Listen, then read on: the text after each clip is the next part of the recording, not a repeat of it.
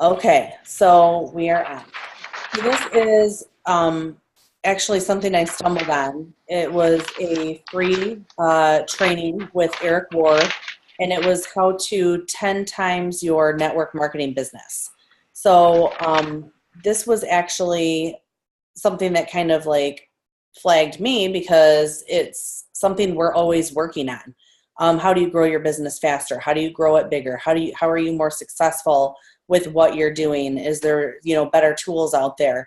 And I'm always learning. I'm always one that is, wanting to hear what, the gurus talk about. And Eric Worre, he was mentored by like John Rohn and like all these great guys. So um, I I trust what he says. So I figured, hey, this is a free training, and it was only about an hour long.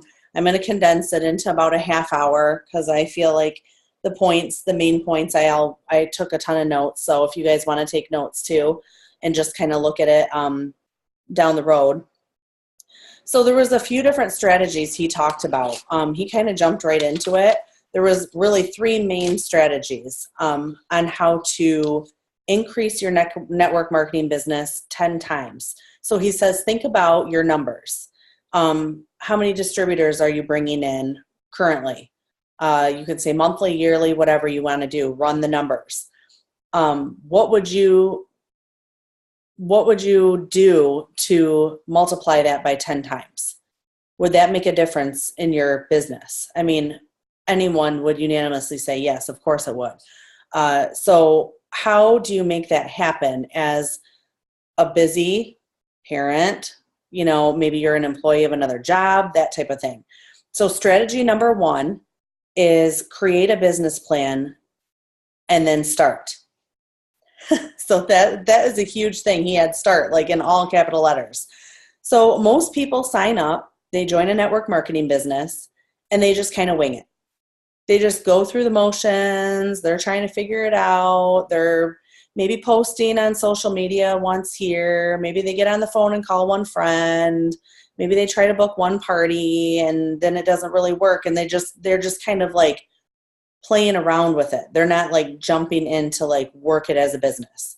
So if you kind of go in without a plan, or you kind of are like, winging it, you're not really going to get anywhere. You're not going to be successful in your business. So you need to have a plan. And that's kind of what I was like, oh, okay, we talk about that a lot. We don't necessarily use the word plan, but we use the word goals. So you write your goals down. Every single time someone joins the business, they have to have a plan written down. What is their plan? So you sit down with them and say, is it a rank goal? Is it an income goal? What is it? What are you planning on doing with this business? So you're both on the same page. And if you yourself haven't done this yet, this is number one. This is what you need to be doing. This is maybe why you haven't gotten to where you want to be. When you write something down, it gives you direction. It gives you a purpose and a plan of where you're wanting to go. It doesn't necessarily give you handcuffs. So he specifically said you write it down to give you direction, not handcuffs. So it's just kind of a map as to where you're wanting to go. This is not something that's written in stone because we all know life happens. We all know things change. Social media changes. Plans change. People start and then they're no longer in your business. So your plan has to be kind of fluid and it has to be something that's adjusted. So really in network marketing, those plans are adjusted every 6 months on average, he said. So you're adjusting your plan every 6 months. And he said for 5 years. So think about that. Like none of us have even been in the business 5 years yet. We should be, our plan should be something that's constantly adjusted. And I know for myself, my plan has been adjusted at least every 6 months. Whether I want it to be or not, it just does. That's how it goes. So just to know that though, to know that that's a normal part of network marketing. And that's how, if you want to be successful in network marketing, you are going to have to work your business and you are going to have to roll with those punches and adjust your plan. You're going to be looking for 3 outcomes. Number 1, sell products using word of mouth advertising. So what did we hear in the Show Me the Money call? Being a product of the product. That's huge.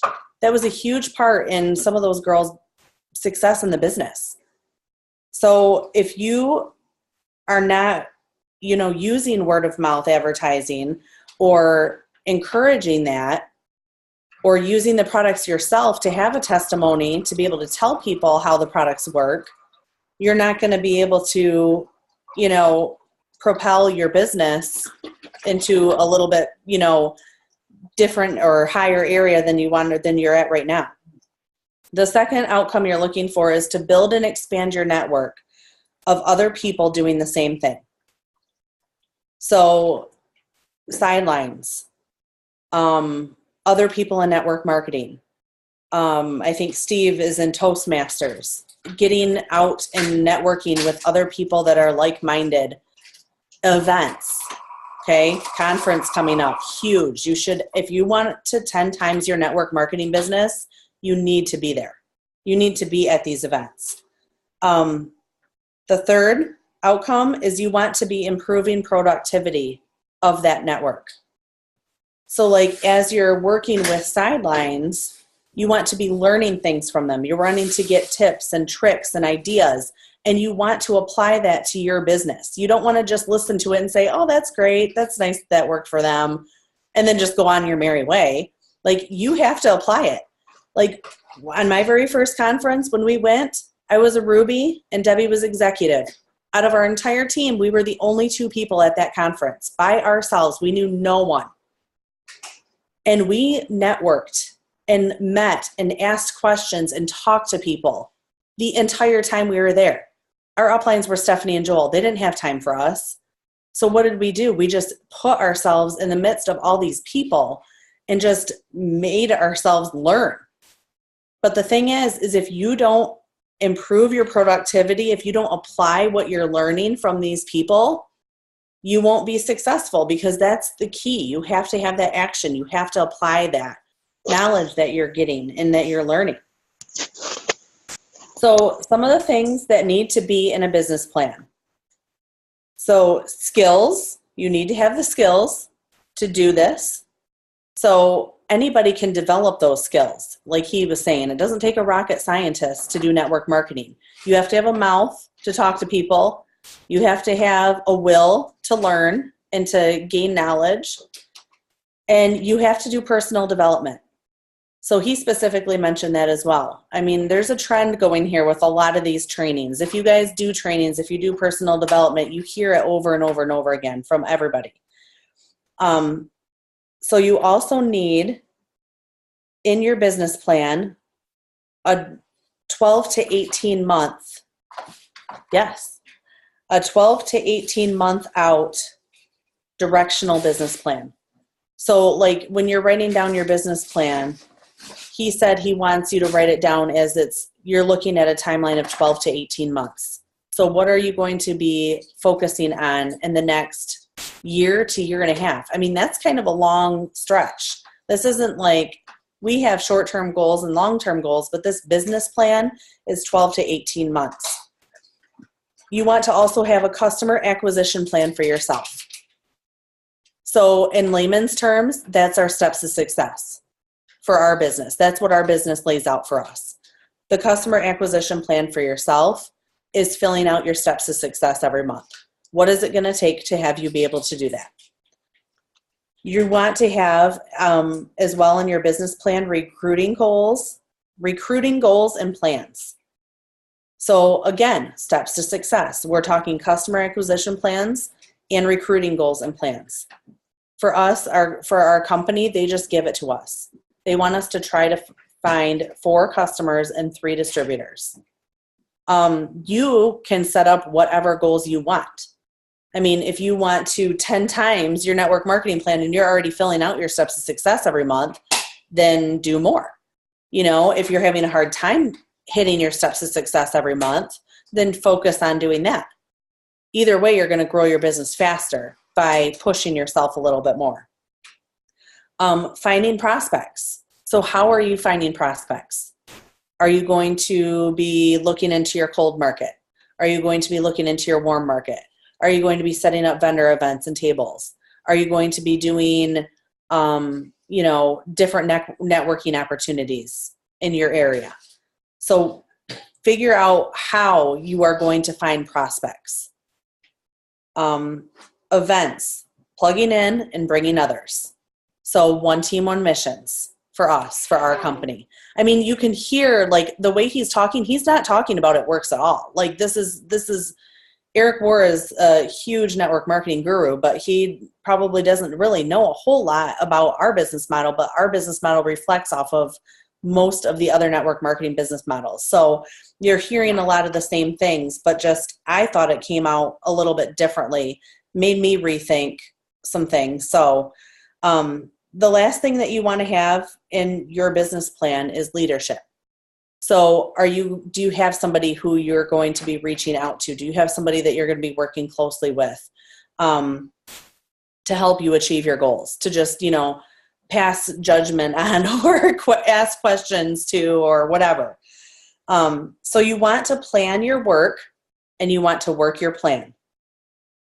So when it comes to setting up your business plan, plan your work and then work that plan. So all those steps that I gave you, just go through and figure out how you're going to do that. Writing it down makes it so much easier.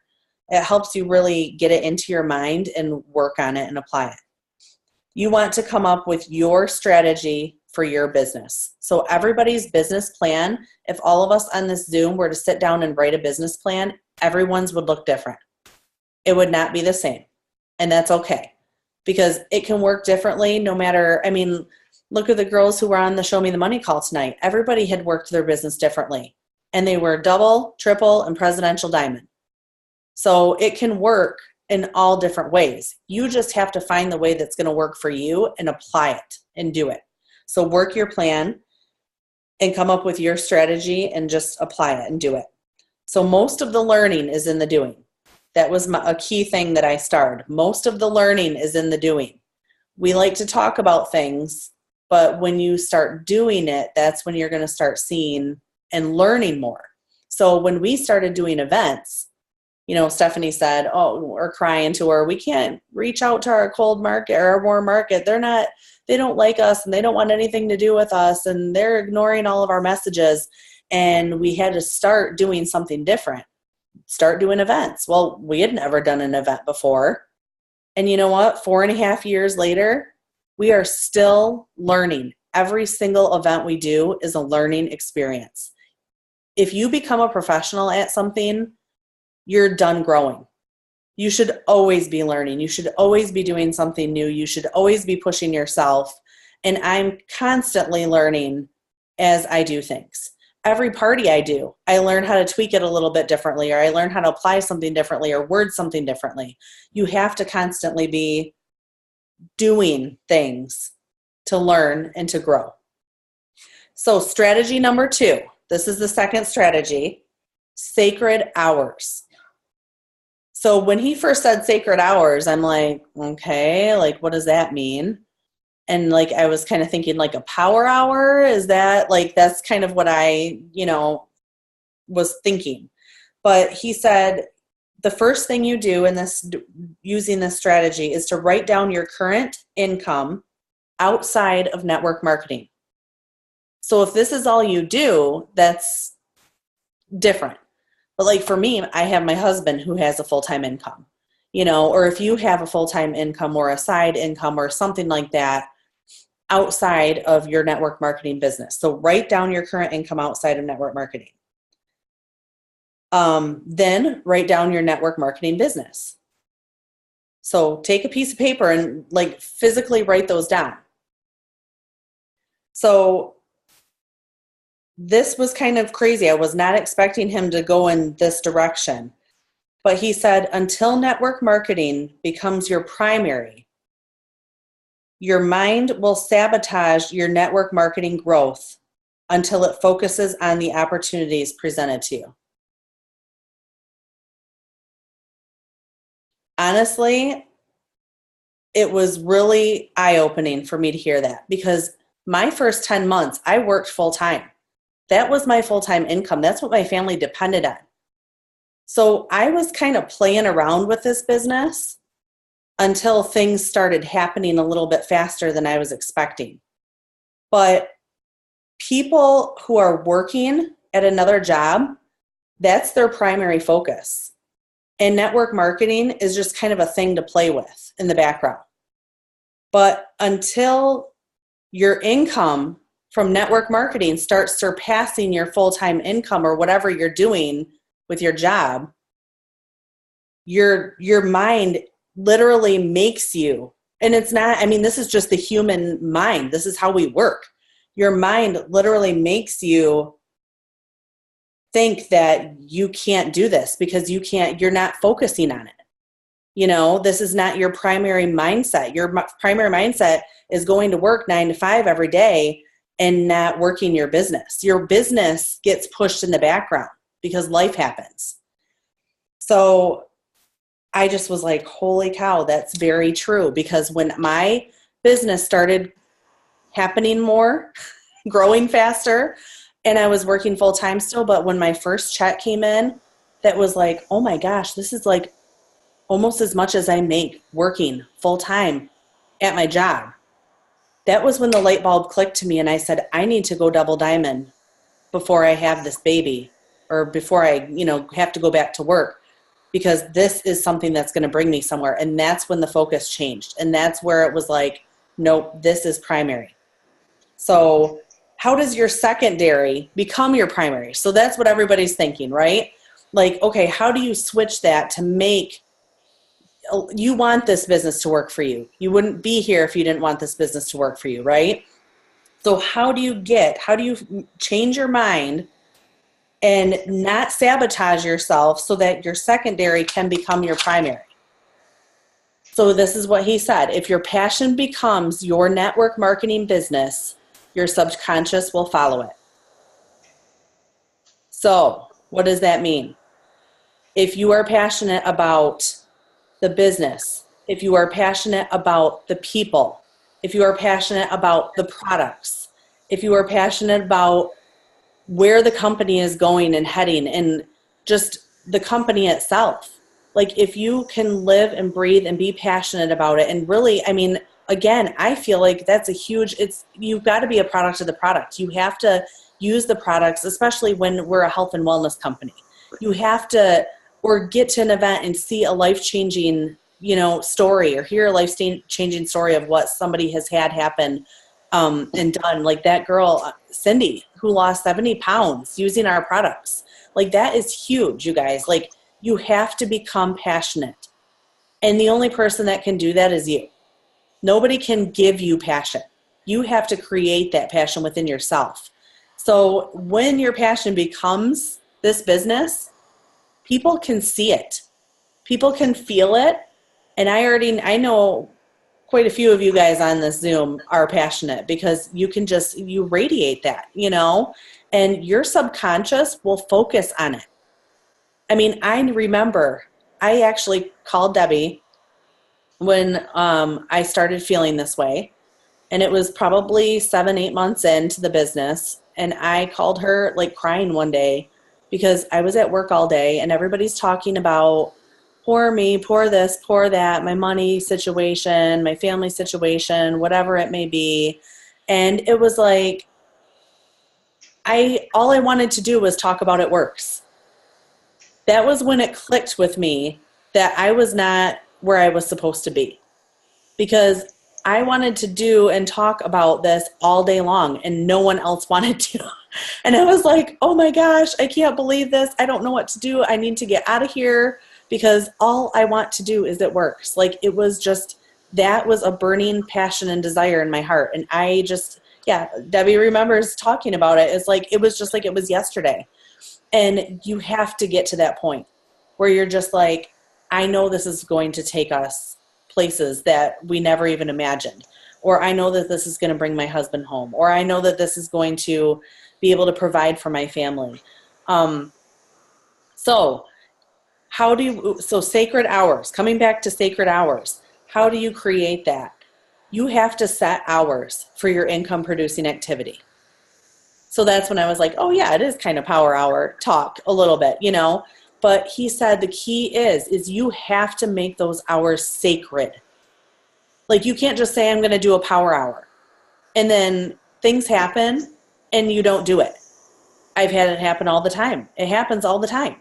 Like, and you know, I love the power hours that our team is doing. There are so many opportunities, you guys. Steve has them going every day. I mean, Jen's doing pop-up power hours just randomly throughout the day. We have some leaders coming up and doing scheduled power hours. There is no reason why you can't dedicate time to work your business. And if none of those times work for you, you need to just set aside some time for yourself. Make that time and those hours sacred and work your business.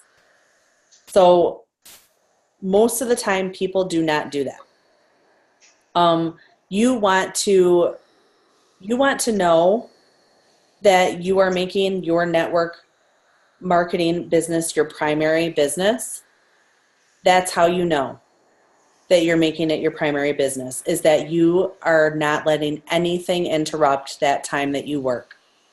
So for example, being a mom of 2 little kids, and as I was growing this business, it was a newborn and a toddler. Bedtime sucked, you know, different things. My husband worked weird shifts.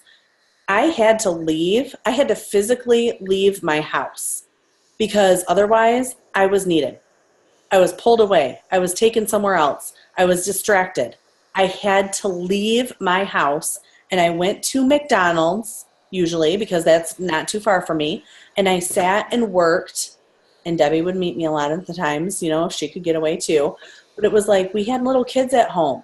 We had husbands. We had people needing us all the time, you know. And it's like, especially when I was working, I only had so many times in my day. So really my hours that I could work this business were sacred, you know. And it's like you have to sit here and say, I am not going to let anything get in the way of working this business.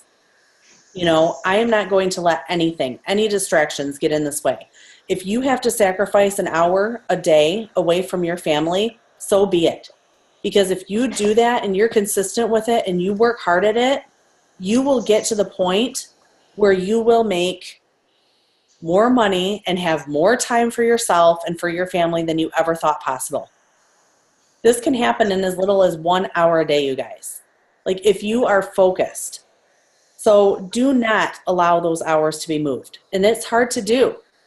I mean, I know it's hard to do when you have a family. I know it's hard to do when you have other people who depend on you or expect things out of you. But you cannot allow those hours to be moved. You treat them like they're your boss. So if you work a full-time job and you're expected to be to work from 7 a.m. until 5 p.m., would you just go into work from 7 until noon every day and leave? No, you would get fired. Right? So why in the heck are you not giving yourself 1 hour a day to work your network marketing business when you are your own business owner and no one else can do it for you? You have to give yourself that time. So even tell yourself, like, this is my boss. I have to work an hour a day because my boss will fire me, aka my business will fail, if I don't give myself that hour a day. Do you want to hold that over your family's head? Or over your own head and have to tell your family that your business failed because you could not give your business the time it needed to grow? So here's an assignment. Pick the number of hours that you will work over the next 7 days. Now this is kind of hard because we're getting ready for conference and we're going to be in conference and there's going to be things, but you know what? Come Friday, we're going to be wanting to be on working our business 24/7, I'm sure. But pick the number of hours that you will work over the next 7 days. And be realistic about it. Have it be something that you truly can accomplish. Do not make any changes on that at all. 7 days straight. Do your work, the focus time during those times. Do not move it 1 inch. And make your hours align with your goals. So if you feel, I haven't even signed 1 distributor or 1 loyal customer yet this month. I'm not saying that I haven't. I'm just saying if you are saying that to yourself, I haven't gotten anywhere near the goal that I want to reach, which is my steps to success, then you need to maybe do 1 to 4 hours a day, to be able to get those 3 distributors and 4 customers signed up. So that's on you. Do whatever you feel you need to do, but that's a good assignment to do. And even if you can't do it, right now for the next 7 days, maybe set it for Sunday and do Sunday through Saturday next week.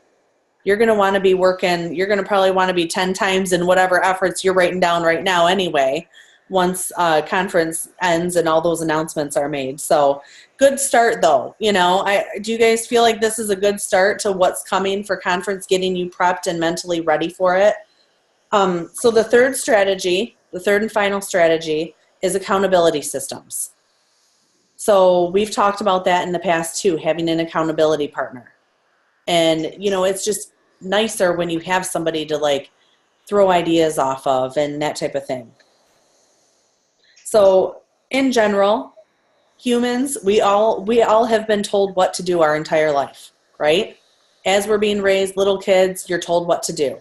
As you're young adults, you're told what to do. Going to school, you're told exactly what to do. Going to a 9-to-5 job, corporate America, they tell you exactly what to do and you do it. So with network marketing, it's easier for us to hide and not do anything because there's no one telling you what to do. I mean, we have an awesome team page. We have great resources, but I am not your boss. Your upline is not your boss. They don't tell you what to do. We can give you a guideline. We can give you post ideas, but you don't get told exactly what to do day in and day out to work your business. You have to figure it out yourself because you're an independent business owner. And so that makes it a little bit more different. And that's probably why there's so much turnover in network marketing, because people join and come in and they just think that they're going to be told exactly what to do. And it doesn't work that way. So what motivates you? What motivates you to work? What motivates you to want to be successful in this business? What made you start this business? So think about that, your why, and use it. Use it to your advantage. Use it to make yourself work harder. Use it to make yourself tell yourself what to do. So instead of saying, oh, I'm waiting for my upline to tell me what to do and they're not telling me what to do and I haven't seen the post of the day yet today, so what am I going to do today? Do it. Be your own boss and tell yourself what to do. So negative consequences. So he said, use those if you need to. And set them for yourself and be like, until I do this, I won't get to that. So until I message 100 people, I won't get to go out for ice cream with the kids. Something give yourself a realistic cause and effect. Hold yourself accountable and say, I really want to go out shopping and get myself an outfit for conference because I haven't gotten myself anything yet. But I need to do this and this and this for my business before I can even think about doing that. It really will help you stay accountable. Reward yourself for doing something you need to do. So if you are, not really liking the idea of having to reach out to your hundreds list, but you have to do it, right? You say, gosh, I really don't want to do this. I really don't want to do this. But you can say, okay, if I do this tonight, then tomorrow I can go out to a movie with my friend or whatever it may be. Give yourself a reward for doing that. Because at a 9-to-5 job, if you reached a quota, you might get a raise, right? Or if right? Not anymore, but back in the day, I didn't get a raise either. But it was people like to be rewarded too, So it's incentivize yourself. Give yourself something good. Say, okay, I can go give myself a manicure if I do this and this and this. Or if I fill out my steps to success, that's $300 in fast start bonuses. Go do something nice for yourself, Go get a massage, right, Courtney? She's like, yeah, come on in. I want some business. So, but reward yourself. Don't be like super hard on yourself. I mean, I've gone through this business being really, really hard on myself at times, and it doesn't help, like do the work that you need to do and reward yourself for doing it. Surround yourself with people and friends that will hold you accountable. So that's sidelines. That's people that are in the same business. That's friends and family that might be supportive of you, even though they're not necessarily doing the business. They can be someone that you can like talk to and just, bounce ideas off of and things like that. He mentioned the website Stick, Stickk, stick.com. So that was a website that you can actually go online and you can get an accountability partner. So I don't know, I didn't look into it afterwards. I have to admit I didn't look into it, but I wrote the website down to share with you guys. I have a lot of accountability partners. I thrive off of having accountability partners. So I have lots of people that I connect with and talk to and bounce ideas off of. And I feel very blessed to have that. So I want you guys to have that as well. Whatever resources you need to get an accountability partner, if you're having issues with that and you really, really want one, let me know and I'll help you try to find one. So another thing you want to do is really tell the world what you're going to do. This has been hard for me. When you go out and you say, this is my income goal or this is my rank goal and that type of thing. It's like, I feel like when you tell the world you're doing something, you're holding yourself accountable on multiple levels. It's not just you telling yourself this, because you can easily hide that, and be like, oh, I didn't hit that goal. No big deal. No one else knew about it. But if you tell somebody else, this is what I'm going for, you have people cheering you on, you have people supporting you, have people maybe checking in on you. How are you doing with that? And it really does. It keeps you going. And when you're talking about being, focused and having this be your primary instead of your secondary, you're allowing yourself to put this as your primary, especially like for me, when I have accountability partners, I don't want to let them down. Like that's a big deal for me. I'm a loyal person and I'm really somebody that wants to make someone proud, so like I will not quit because of that, because I have people that have my back and are cheering me on and that want me to be successful. So make sure like having an accountability partner is huge. And it also gives you some competition. So that is fun. If you're a red personality, I am a red personality. So it's fun to have that competition and be like, oh my gosh, like so-and-so's just killing it this month. What the heck? What's going on with me? I can't get the, but it's fun and it's friendly competition, because especially if they're not in your business, they're sidelines or they're people from different companies or whatever it may be. It's not like they're going to affect your paycheck, but it's just like, she's doing it, I can do it. He's doing it, I can do it.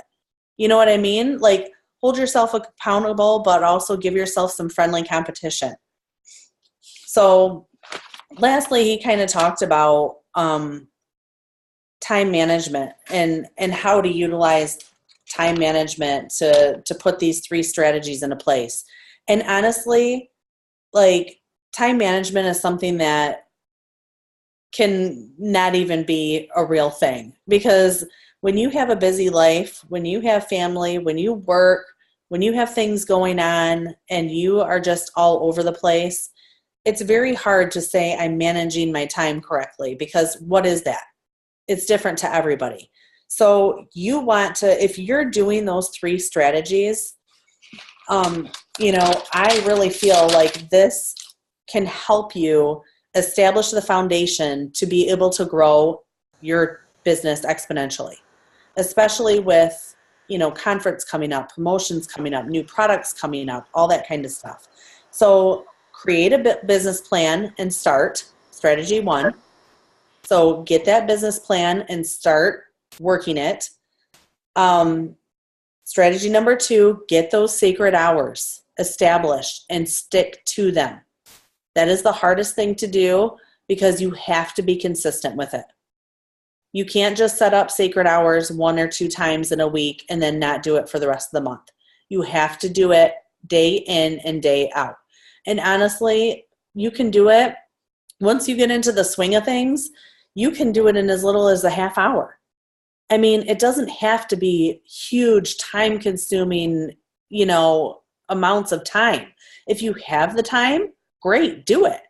It'll help you promote and grow that much faster. But if you don't have the time and you're working on time management skills, if you even give yourself a half hour to an hour of focused time to work your business every day, that is going to help you grow your business exponentially. I guarantee it. If you really give yourself that time. And I don't mean sacred time equals scrolling aimlessly on Facebook, commenting and liking on your friends' posts and that type of thing. I mean working, focused time, working your business, signing up loyal customers, signing up distributors, actions that lead up to that. So strategy number 3 is your accountability systems. So get that accountability. Find somebody that you can relate to or talk to or share your plan with, and work on growing your business with having that support from that accountability partner as well. So that was pretty much it, guys. I think that it really hit home to me. I really enjoyed hearing what he had to say. I hadn't actually been on like a training with Eric Worre, so I knew of him and I've read a couple of his books and stuff, but just to hear what he said, and it was really comforting to just see how our business, like how it works. Mark and Cindy and Pam and Mike, they are so much in line with all of this. It's not even funny. I mean, they make this business foolproof. They set up the steps to success. Like, your business plan is there every single month. You have to have it printed out. You look at it and you figure out ways to make that work. That sacred hours, spending those times that you will not budge, working on your business, making your business a priority. That's huge. And so many times it's easy to have life get in the way, get distracted, and not make your business a priority. And if you really want to be successful and you really want to hit, a leadership level in this company, diamond or above, you have to make this business a priority. I mean, you're talking about exchanging your time for a full-time paycheck, and that's worth it to me. So thanks for jumping on tonight, guys. I'm not going to keep it any later. We're going to end here. I'll post the recording when